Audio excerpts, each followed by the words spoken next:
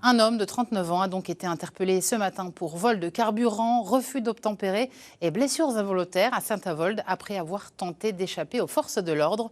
3 gendarmes ont été blessés dans l'opération. Les derniers éléments avec Tiffany Niederlander et Lucie Philippot.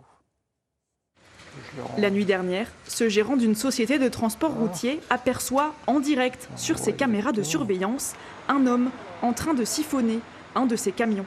On a des véhicules qui vont jusqu'à 1100 litres de capacité.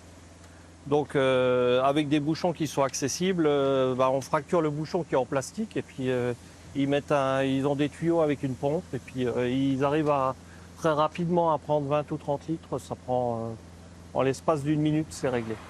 Il appelle alors les gendarmes pour qu'ils interpellent le malfrat.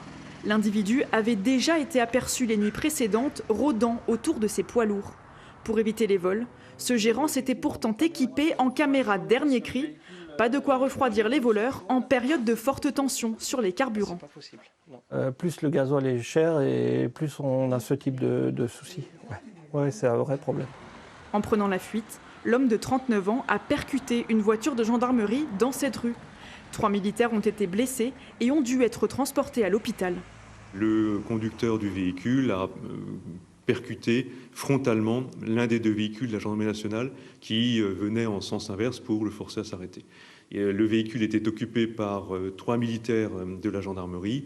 Tous les 3 ont été blessés, heureusement uniquement relativement légèrement.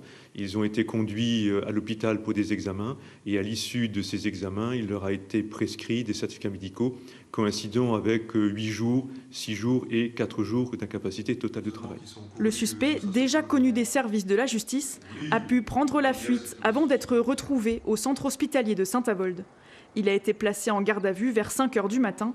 Une enquête a été ouverte par le parquet de Sarreguemines pour vol, refus d'obtempérer et blessures involontaires.